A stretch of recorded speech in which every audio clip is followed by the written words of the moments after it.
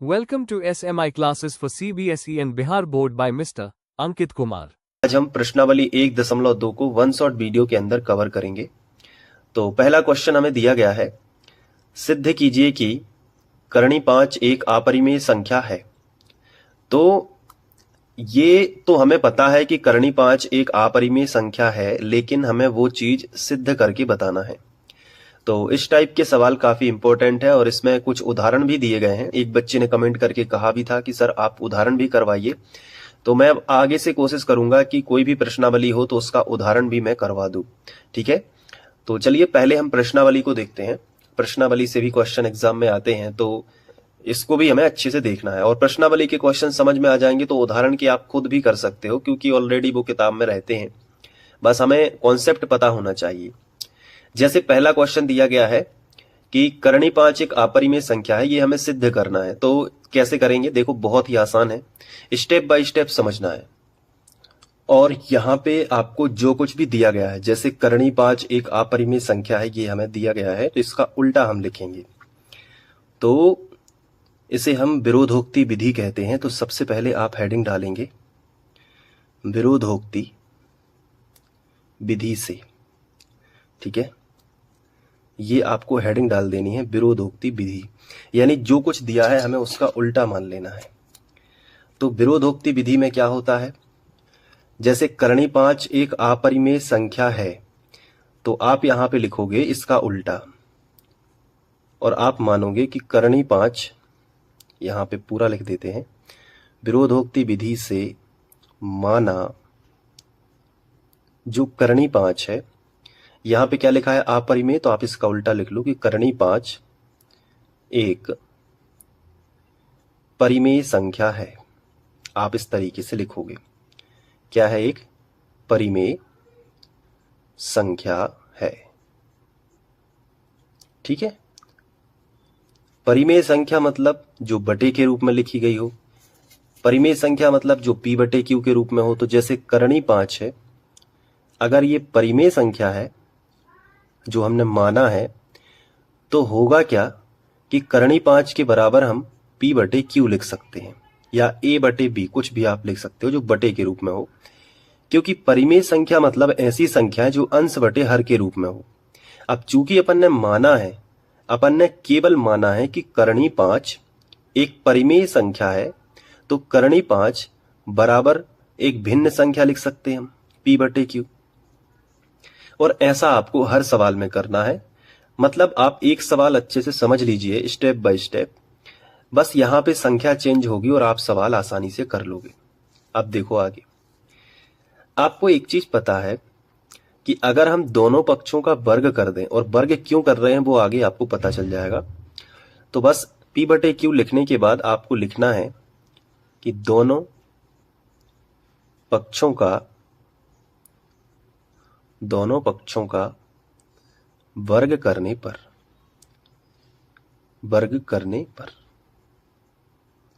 इससे क्या फायदा होगा, देखो आपको पता चल जाएगा। करणी 5 का भी वर्ग हो जाएगा, यानी दोनों तरफ वर्ग लगा देंगे, और p बटे q का भी क्या हो जाएगा, वर्ग हो जाएगा। तो इस पे वर्ग अलग लगा दो और इस पे अलग लगा दो, हो गया वर्ग। करणी 5 का वर्ग का मतलब 5 बाहर आ जाएगा बराबर, और यहां p वर्ग बटे q वर्ग हम लिख दे रहे हैं। ये समझ आया? अब अगला स्टेप क्या होगा, ये जो q वर्ग है इसका गुणा इसमें होगा, त्रियक गुणा कहते हैं इसको। जैसे इसके बटे कुछ नहीं है तो हम 1 मान सकते हैं, तो p वर्ग का गुणा 1 में करोगे, p वर्ग आ जाएगा, बराबर का चिन्ह ज्यों का त्यों, और q वर्ग का गुणा 5 में करोगे तो 5 q वर्ग आ जाएगा। इस समीकरण से हमें पता चला कि p वर्ग के 2 गुणनखंड हैं, एक तो 5 है और दूसरा q वर्ग है। जैसे अगर मैं आपसे कहूं, जैसे रफ में थोड़ा सा समझते हैं, जैसे 12 लिखा है, तो 12 को हम इस तरीके से लिख सकते हैं 4 गुणित 3। तो 12 के 2 गुणनखंड हैं, एक तो 4 है और दूसरा क्या है, 3 है। इसका मतलब है कि 12 4 से भी विभाजित है और 12 3 से भी विभाजित है। उसी तरीके से पी वर्ग के बराबर कौन कौन लिखा है? तो हमने कहा कि पी वर्ग के बराबर 5 लिखा है और क्यू वर्ग लिखा है। तो इसका मतलब है कि पी वर्ग का एक गुणनखंड 5 भी है और एक गुणनखंड क्यू वर्ग भी है। इसका यह भी मतलब हुआ कि पी वर्ग 5 से विभाजित है। तो इस समीकरण से हमें दिख रहा है, जिसको हम समीकरण 1 बना लेते हैं, इस समीकरण से हमें दिख रहा है, क्या दिख रहा है कि जो अपना पी वर्ग है, लिखेंगे समीकरण 1 से स्पष्ट है कि पी वर्ग 5 से विभाजित है। 5 से क्या है? विभाजित है, यानी 5 का भाग उसमें जा रहा है। तो अगर हम देखें कि 5 से विभाजित है, तो एक बात हमेशा याद रखना, अगर किसी संख्या का वर्ग किसी संख्या से विभाजित है तो वो संख्या भी उस संख्या से विभाजित होगी। यानी जैसे p वर्ग 5 से विभाजित है तो p भी 5 से विभाजित होगा। एक एग्जाम्पल देख लेते हैं। जैसे 36 के 2 गुणनखंड हो सकते हैं। एक एग्जाम्पल के तौर पे मैं आपको बता रहा हूं। जैसे 3 गुणित 3 गुणित 4, ये 36 के गुणनखंड हैं। 3 तिरका 9 और 9 चौके 36। 3 तिरका 9 और 9 चौके 36। अब आप यहां पे देखोगे कि 36 का एक गुणनखंड क्या है? 3 है। अब इस 3 को देखिए, मैंने ये 3 ले लिया मान लीजिए, ठीक है, इस बात को समझाने के लिए। अब 36 किसका वर्ग है? 6 का वर्ग है। तो मैं इस तरीके से भी तो लिख सकता हूं कि 6 का वर्ग के गुणनखंड कितने हैं? 6 के वर्ग का एक गुणनखंड 3 है। तो क्या 6 का भी एक गुणनखंड 3 हो सकता है? बिल्कुल हो सकता है। 3 दूनी 6 होगा कि नहीं? इसी प्रकार इस 4 को हम तोड़ के लिख सकते थे, 2 दूनी 4, ठीक है, तो वो भी आ जाता। तो अब कहने का मतलब है, आप ये सब मत याद रखो, आप सीधा याद रखो कि अगर किसी संख्या का वर्ग 5 से विभाजित है तो वो संख्या भी 5 से विभाजित होगी। तो इसका मतलब है p वर्ग 5 से विभाजित है। अतः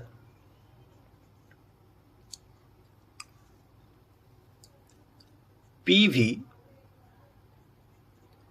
यानी p वर्ग जब 5 से विभाजित है तो अतः p भी 5 से विभाजित होगा। क्या होगा? विभाजित होगा। अब इससे हमें एक चीज पता चली कि जब p 5 से विभाजित है तो p के गुणनखंड में, यदि हम p के कोई गुणनखंड लिखेंगे, कुछ भी x y z, तो उसमें 5 तो होगा ही होगा, क्योंकि वो 5 से विभाजित है। और कुछ और गुणनखंड होगा, जैसे मान लीजिए r हमने मान लिया, ये मान लीजिए हमने r मान लिया। तो p जब 5 से विभाजित है तो इसका मतलब है कि p के बाकी के गुणनखंड भी होंगे, लेकिन उसमें 5 तो होगा ही होगा, क्योंकि हम पहले ही बोल चुके हैं कि p 5 से विभाजित है। इसका मतलब यह है कि जैसे हमने बोला कि 36 3 से विभाजित है, तो 3 से तो विभाजित होगा ही होगा, इसके अलावा जो एक्स्ट्रा गुणनखंड है उन्हें हमने r मान लिया और वो इस तरीके से हमने लिखा। अब ये जो p की वैल्यू आई है 5r, हम समीकरण 1 में रख देते हैं। तो हमने रखा p का मान। अब हम समीकरण 1 में रखेंगे तो q के बारे में हमें पता चल जाएगा कि q 5 से विभाजित है या नहीं। तो p का मान कहां रखेंगे बताओ? समीकरण 1 में। समीकरण 1 में। तो अब हमने p का मान समीकरण 1 में रखा, तो हमने देखा यार कि p बराबर कितना है? 5r हमने यहां पे रखा। तो 5r और p पे क्या लगा है? वर्ग। तो हमने p पे वर्ग लगा दिया, यानी p के मान पे भी क्या लगा दिया? वर्ग लगा दिया, बराबर 5 क्यू वर्ग ज्यों का त्यों। अब 5 का वर्ग क्या होगा 25 और r का वर्ग r वर्ग बराबर, यहां 5 क्यू वर्ग तो लिखा ही है, अभी सॉल्व करते जाना केवल, ठीक है। अब ये 5 से काट दो तो 5 25 यानी 5 बार कटेगा तो 5r वर्ग बराबर क्या है क्यू वर्ग। अब आप यहां पे देख रहे हो, आप यहां पे एक स्पेशल चीज देख रहे हो कि क्यू वर्ग के गुणनखंड में भी क्या आ गया 5। अभी आपने ऊपर देखा कि p वर्ग के गुणनखंड में 5 आया, लेकिन अब आप देख रहे हो कि क्यू वर्ग के गुणनखंड में भी 5 आ रहा है। तो इसका क्या मतलब है, समीकरण इसको 2 बना सकते हो। तो समीकरण 2 से आप एक चीज नोटिस कर रहे हो, समीकरण 2 से स्पष्ट है कि क्यू वर्ग का भी एक गुणनखंड क्या है 5 है, तो क्यू वर्ग भी क्या होगा 5 से विभाजित होना चाहिए, क्योंकि जो गुणनखंड है उस संख्या से ये वाली संख्या तो विभाजित होगी, पक्का है। तो गुणनखंड कितना है 5 है, किसका क्यू वर्ग का। तो लिखेंगे स्पष्ट है कि क्यू वर्ग का एक गुणनखंड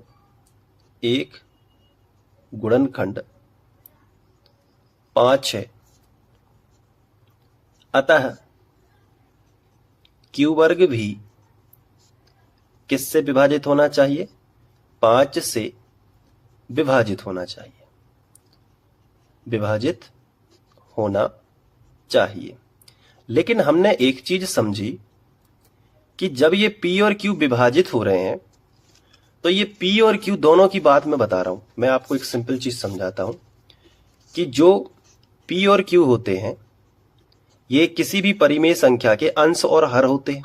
ये तो आपको मालूम है कि जो ये p और q होते हैं किसी भी परिमेय संख्या के ये अंश होता है और ये हर होता है।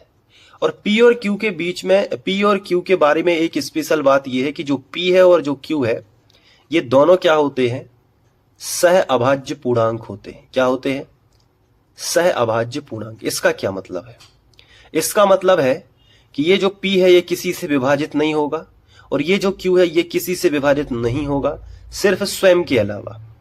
यानी ये p और q जो संख्याएं हैं ये सह अभाज्य पूर्णांक हैं, ये किसी दूसरी संख्या से विभाजित नहीं होंगी, ये स्वयं से ही होंगी।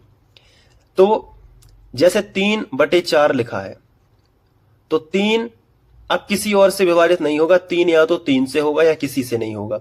यानी 3 में किसी और संख्या का भाग नहीं जाएगा, 3 में सिर्फ 3 का जाएगा या किसी का भी नहीं जाएगा। जैसे 4 है तो 4 में 4 का ही जाएगा या किसी का नहीं जाएगा, क्योंकि ये संख्याएं कट नहीं रही है ना आगे चल के। तो ये अलग है और ये अलग है। तो सह अभाज्य पूर्णांक होता है जिसमें जो q होता है यानी जो हर होता है वो कभी भी 0 नहीं हो सकता। वो कभी भी क्या नहीं हो सकता, 0 नहीं हो सकता। यानी नीचे वाली संख्या कभी भी 0 नहीं होगी, क्योंकि अगर नीचे वाली संख्या 0 हो गई तो ये पूरी संख्या क्या हो जाएगी, अनंत। क्या हो जाएगी, अनंत हो जाएगी। इसलिए p किसी संख्या से विभाजित नहीं हो सकता और q भी किसी संख्या से विभाजित नहीं हो सकता। लेकिन इसमें अगर हम देखें तो p 5 से विभाजित हो रहा है और यहां q वर्ग जब 5 से विभाजित हो रहा है तो q भी 5 से विभाजित होगा, q भी 5 से विभाजित हो रहा है। यानी कि जो हम कैलकुलेशन कर रहे हैं उसमें हमें एक चीज पता चल रही है कि p और q दोनों ही 5 से विभाजित हो रहे हैं। बट ऐसा होना तो नहीं चाहिए, बिल्कुल नहीं होना चाहिए। ऐसा नहीं होना चाहिए, क्यों? क्योंकि जो हमने p/q माना है ये दोनों p और q क्या है, यहां पे आप लिख भी सकते हो कि p और q क्या है, सह अभाज्य पूर्णांक है। p और q क्या है, सह अभाज्य पूर्णांक है। इसका क्या मतलब है, जो सह अभाज्य पूर्णांक होते हैं ना वो किसी और दूसरी संख्या से विभाजित नहीं हो सकते। वो दोनों संख्याएं या तो स्वयं से विभाजित होंगी या किसी से नहीं होंगी। तो p और q सहअभाज्य पूर्णांक है और जहां q बराबर नहीं होना चाहिए किसके, 0 के। तो p और q जब बटे के रूप में लिखी हूं, जब भिन्न के रूप में लिखी हूं, तो p और q हमेशा कैसी होती हैं, सहअभाज्य पूर्णांक होनी चाहिए।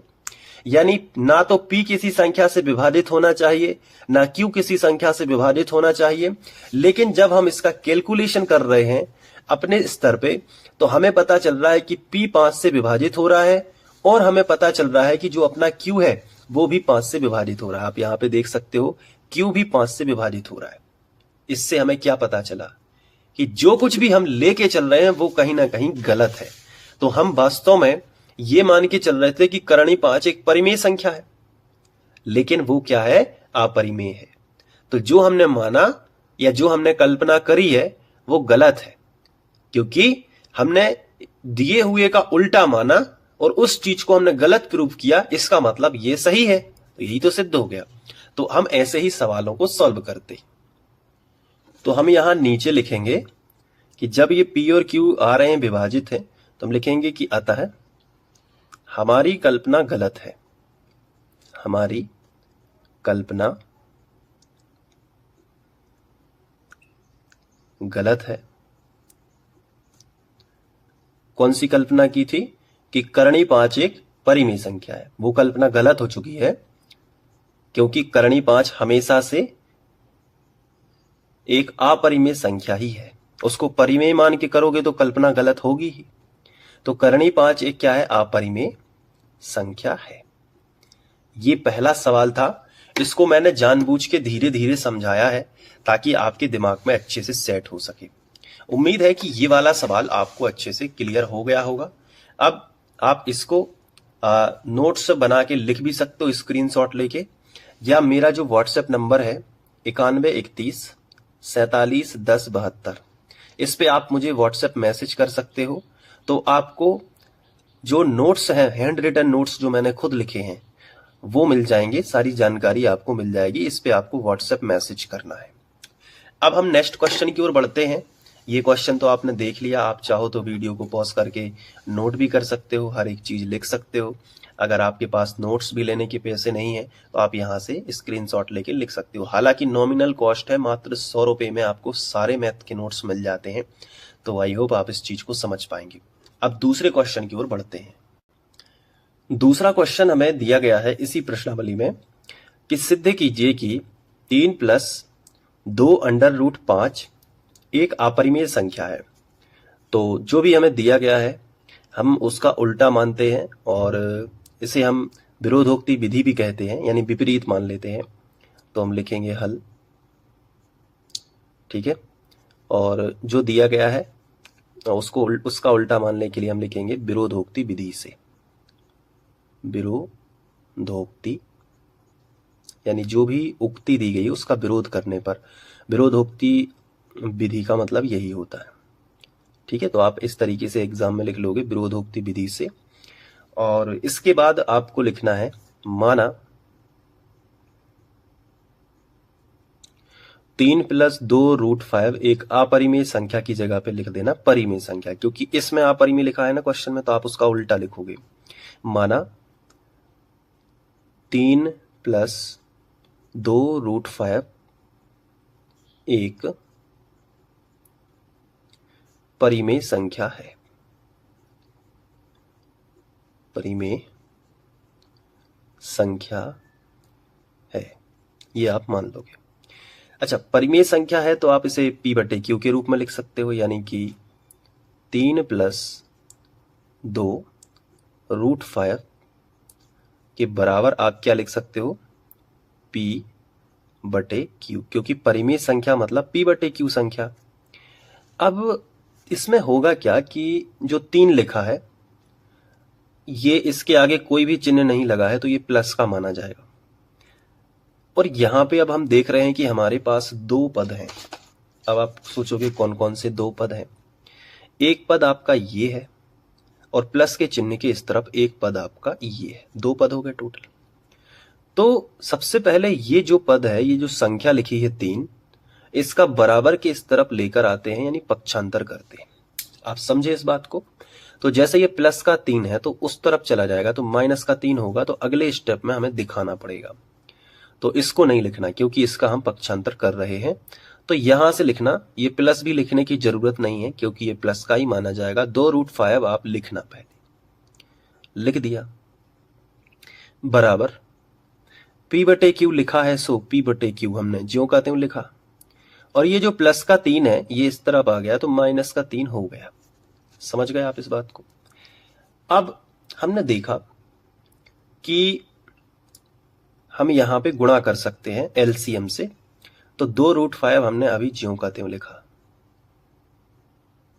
बराबर क्यू का गुणा 3 में करेंगे तो 3Q हो गया, तो P हमने ज्यों का त्यों लिखा, माइनस है तो माइनस लिखा, और 3 का गुणा Q में किया तो हो गया 3Q, और ये Q इसमें गुणा कर लेगा एलसीएम से और बटे में भी Q आ जाएगा। ये विधि होती है, ये आपको कॉन्सेप्ट याद रखना है कि इस तरीके से अगर कोई स्थिति बने जहां एक बटे में लिखा हो और एक बिना बटे के लिखा हो, बीच में प्लस या माइनस हो, तो ये बटे वाली संख्या इस संख्या से गुणा कर लेगी और फिर सबके बटे में खिंच जाएगा बटे और नीचे Q। ये हो गया।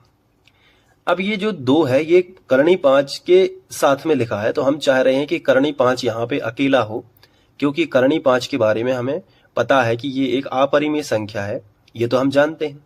तो हम 2 को क्या करेंगे, इस तरफ लेके आएंगे। तो हमने देखा कि जो करणी 5 है इसको हमने यहां पे लिखा और 2 को नहीं लिखा, क्योंकि 2 गुणा वाली संख्या है 5 के साथ में, तो वो बटे में आ जाएगी। तो करणी 5 बराबर P माइनस 3Q, ऊपर का ज्यों का त्यों, बटे 2 नीचे आएगा तो 2 और Q हो जाएगा। अब हम देख रहे हैं कि करणी 5 यहां पे जो है अकेला बचा हुआ है। यहां पे हम देख रहे हैं तो P और बटे Q लिखा है, तो P और Q क्या है? वैसे तो हमें पता है कि P और Q पूर्णांक है, तो हम लिखेंगे कि चूंकि P और Q क्या है? 2 पूर्णांक है। 2 क्या है? पूर्णांक है। और जब पूर्णांक बटे के रूप में हो तो एक परिमेय संख्या ही बनेगी। यहां कभी भी अपरिमेय नहीं बन सकती, क्योंकि पूर्णांकों से केवल परिमेय संख्या बनती है। पूर्णांक है, इसलिए जो ये संख्या लिखी है ये परिमेय संख्या होगी।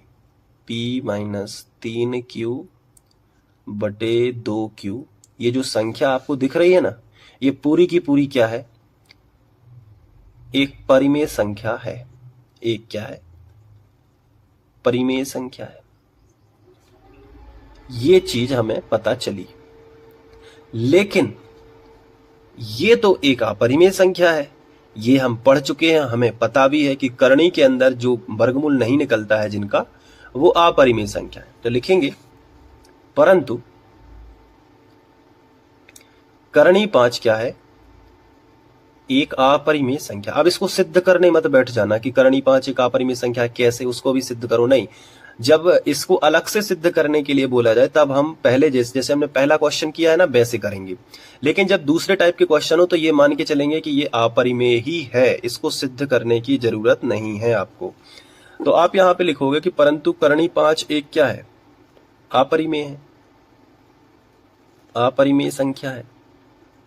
ये तो हमें पहले से पता है कि करणी 5 क्या है? एक अपरिमेय संख्या है। तो ऐसा कैसे हो सकता है कि ये परिमेय संख्या किसी अपरिमेय संख्या के बराबर हो जाए? ऐसा तो हो नहीं सकता। यानी यहां पे क्या हो रहा है? कुछ तो गलत है। तो इसका मतलब ये है कि यहां पे विरोध उत्पन्न हो रहा है। तो हम लिखेंगे अतः, जैसे हम इसको समीकरण 1 बना ले तो हम ये बोल सकते हैं कि अतः समीकरण 1 में विरोध है। अतः समीकरण 1 में विरोध उत्पन्न होता है कि एक परिमेय एक तरफ और दूसरी तरफ अपरिमेय। एक कैसे पॉसिबल है? ये तो हो ही नहीं सकता, ये तो गणित के नियम के खिलाफ है। तो लिखेंगे कि अतः समीकरण 1 में विरोध उत्पन्न हो रहा है, विरोध उत्पन्न होता है। और जब विरोध उत्पन्न होता है तो हमारी कल्पना गलत है शायद, क्योंकि हमने कल्पना ही तो की थी कि ये एक परिमेय है, क्योंकि क्वेश्चन में तो अपरिमेय दिया था लेकिन हमने अपनी कल्पना से उसे परिमेय माना। तो हमारी ही कल्पना गलत होगी ना जब विरोध उत्पन्न हो रहा है। तो हम उस चीज का जवाब देंगे, हम लिखेंगे कि समीकरण 1 में विरोध उत्पन्न हो रहा है तो ये तो हमारे ही कारण हो रहा है ना। तो लिखेंगे अतः समीकरण 1 में विरोध उत्पन्न होता है, इसलिए हमारी कल्पना गलत है, हमारी कल्पना गलत है। अतः जो 3 + 2√5 संख्या हमें दी गई थी क्वेश्चन में, एक अपरिमेय संख्या ही है, एक अपरिमेय संख्या ही है। यही चीज सिद्ध करनी थी, तो ये सिद्ध हो चुकी है, सिद्ध हुआ। आप यहां पे लिख भी सकते हो कि इस तरीके से सिद्ध हो जाता है। तो ये दूसरा क्वेश्चन भी आप आराम से लिख सकते हो, स्क्रीनशॉट ले सकते हो, वीडियो को पॉज कर सकते हो, नोट कर सकते हो, या मेरे साथ में ही आप सॉल्यूशन करते जाइए, क्योंकि मैं आपको बहुत ही धीमे तरीके से पढ़ाता हूं ताकि एक बार में सेट हो जाए, दूसरा या तीसरा वीडियो देखने की जरूरत ना पड़े। अब आगे बढ़ते हैं और प्रश्नावली 1.2 का तीसरा क्वेश्चन हम करते हैं। तीसरा क्वेश्चन है, इसमें दिया गया है, सिद्ध कीजिए कि निम्नलिखित संख्याएं अपरिमेय है। तो 3 सवाल हैं, पहले सवाल से स्टार्ट करते हैं। पहला सवाल हमें दिया गया है कि 1/√2, इसको सिद्ध करना है कि ये अपरिमेय है। तो इसका उल्टा मान लेंगे, जैसा कि हम पहले से करते आ रहे हैं कि माना और 1/√2 जो है एक परिमेय संख्या है। उल्टा मान लेते हैं कि 1/√2 क्या है, एक परिमेय संख्या है। ठीक है, जब ये परिमेय संख्या होगी तो इसको हम p/q के रूप में लिख सकते हैं, यानी 1/√2 बराबर p/q।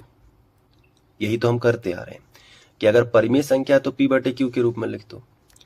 लेकिन हम यहां पे एक चीज समझेंगे कि p और q दोनों क्या हैं, पूर्णांक हैं। चूंकि p और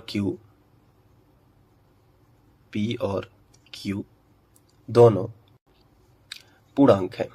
जैसे अगर हम इसको पलट भी लें, एक स्टेप और बढ़ा लेते हैं, इसको पलट दो तो √2 ऊपर आ जाएगा, ये ऊपर चला जाएगा और 1/, में आ जाएगा, जो कि हम नहीं लिख रहे हैं। ठीक है, और q ऊपर चला जाएगा और p नीचे आ जाएगा। तो ये स्टेप और आप बढ़ा लेना ताकि √2 सामने आ जाए। अब लिखना कि चूंकि p और q दो पूर्णांक हैं, दो क्या है, पूर्णांक है, और जब ये पूर्णांक हैं तो इनका जो बटे वाला रूप है वो हमेशा परिमेय ही होगा, क्योंकि ये पूर्णांक है। कभी पूर्णांक से अपरिमेय संख्या नहीं बनती है, पूर्णांक से हमेशा क्या बनेगी, परिमेय संख्या ही बनेगी। तो इसका मतलब है कि ये जो q/p है, चाहे p/q हो चाहे q/p है, एक परिमेय संख्या का रूप है। तो p और q पूर्णांक है यदि, तो q/p एक परिमेय संख्या होगी। एक क्या होगी, परिमेय संख्या होगी। ठीक है, लेकिन आपको एक बात अच्छे से पता है कि √2 हो गया, √5 हो गया, √7 हो गया, √11 हो गया, जितनी भी ये अंडर वाली संख्याएं हैं जिनके कोई वर्गमूल बाहर नहीं आ पाते, क्योंककि होते ही नहीं है, ये सारी की सारी संख्याएं अपरिमेय कहलाती हैं। क्या कहलाती हैं, अपरिमेय। तो हम ये कह सकते हैं कि √2 यानी 2 का √2 का कोई वर्गमूल ही नहीं होता, तो इसका वर्गमूल बाहर नहीं निकल पाता, इसलिए करणी 2 भी क्या है, एक अपरिमेय संख्या है। तो हम लिखेंगे कि तथा हम जानते हैं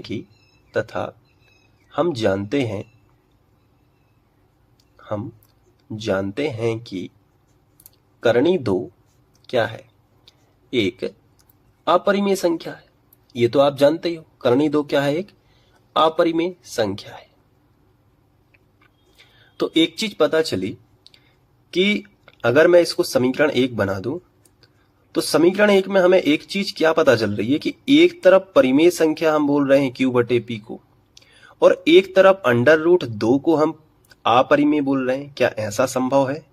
एक ही समीकरण में परिमेय अपरिमेय के बराबर कैसे हो सकती है? नहीं हो सकती। यानी समीकरण 1 में गड़बड़ है कुछ, समीकरण 1 में विरोध उत्पन्न हो रहा है कि कभी भी गणित के इतिहास में परिमेय संख्या के बराबर कभी भी अपरिमेय संख्या हो ही नहीं सकती। लेकिन ये समीकरण में आप बोल रहे हो कि q और p पूर्णांक है, तो वो तो परिमेय हो गए, और ये क्या है, अपरिमेय। तो आपको यहाँ पे स्पष्टीकरण देना होगा कि समीकरण एक में, तो ऐसे लिखना, तो समीकरण एक में विरोधाभास है। क्या है? विरोधाभास है, यानी विरोध कर रहा है, ये वाला पद इस वाले पद का विरोध कर रहा है, तो विरोधाभास है। इसको विरोधाभास को ऐसे ही लिखते हैं, विरोधाभास है। विरोधाभास है यानी कहीं ना कहीं ये गड़बड़ हो रहा है, और ये गड़बड़ हमारी कल्पना से हो रहा है, क्योंकि हमने 1/√2 को परिमेय संख्या मान लिया था, लेकिन वो थी क्या? अपरिमेय संख्या थी, तो हमने विरोधाभास से सिद्ध कर दिया। तो अतः हमारी कल्पना गलत है, हमने जो माना वो गलत है। यही तो हमने सिद्ध करके दिखाया कि देखो हमने उल्टा भी मान लिया तो गलत आ रहा है यहाँ पे, यानी हमने जो माना था या हमारी जो कल्पना थी वो कैसी थी? गलत थी। तो ये कागज पे प्रूव हो गया कि तुम उल्टा सीधा नहीं मान सकते, तुम मानोगे तो तुम्हारी कल्पना गलत आ जाएगी। तो अतः हमारी कल्पना क्या है? गलत है, और जो था वही है, यानी कि जो क्वेश्चन में था वही सही है कि 1/√2 एक अपरिमेय संख्या है। अतः या इसलिए 1/√2 एक क्या है? अपरिमेय संख्या ही है, संख्या ही है। यही हमें सिद्ध करना था कागज पे, तो ये सिद्ध हो गया, सिद्ध हुआ। अब आप इसको नोट कर सकते। ये बहुत ही छोटा क्वेश्चन था, इसलिए इस सवाल में 3 क्वेश्चन दिए गए हैं, क्योंकि ये छोटे छोटे से। पहला समझ में आ गया अच्छे से। अब हम दूसरा क्वेश्चन करते हैं। दूसरा क्वेश्चन दिया गया है 7 करणी 5। चलिए अब देख लेते हैं। चूंकि ये अपरिमेय है, लेकिन ये सिद्ध करना है कि ये अपरिमेय है या नहीं, तो इसका उल्टा मान लो। विरोधोक्ति विधि से आप लिख सकते हो कि माना 7 करणी 5 यानी 7√5 एक क्या है? एक कौन सी संख्या है बताइए? एक परिमेय संख्या है, एक परिमेय संख्या है। परिमेय संख्या होगी तो इसको हम P/Q के बराबर लिख सकते हैं, यानी 7 करणी 5 किसके बराबर है? P/Q के। अब हमने यहां पे देखा कि करणी 5 के बारे में हमें अच्छे से पता है कि करणी 5 एक अपरिमेय संख्या है, तो 7 को इधर ले आओ ताकि यहां पे करणी 5 बस बच सके। तो 7 गुणा में है तो बटे में आ जाएंगे, यानी करणी 5 के बराबर हम लिख सकते हैं P/Q, और ये 7 Q के साथ में आ जाएगा, यानी 7 Q हो जाएगा। ठीक है, तो 7 यहां आ गया तो 7 Q हो गया। अब यहां पे हम देख रहे हैं, जैसे हमने इसको देखा कि P और Q क्या है? दोनों पूर्णांक हैं। वही चीज है हर जगह, कोई अलग से नहीं है।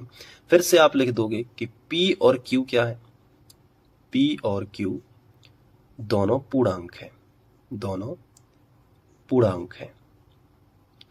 जब ये दोनों पूर्णांक हैं तो क्या होगा?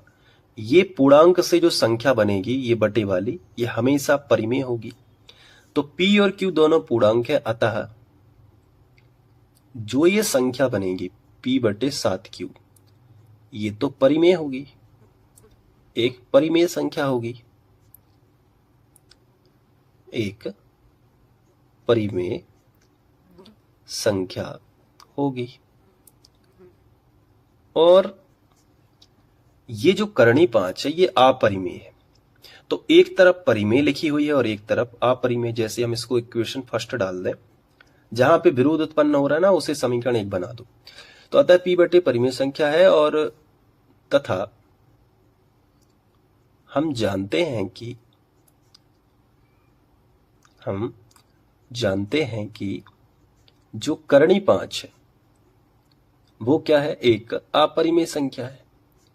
वो तो सब लोग जानते हैं, क्योंकि उसका वर्गमूल नहीं निकल रहा है। तो करणी 5 एक अपरिमेय संख्या है। तो समीकरण 1 में खुद ही विरोध हो गया।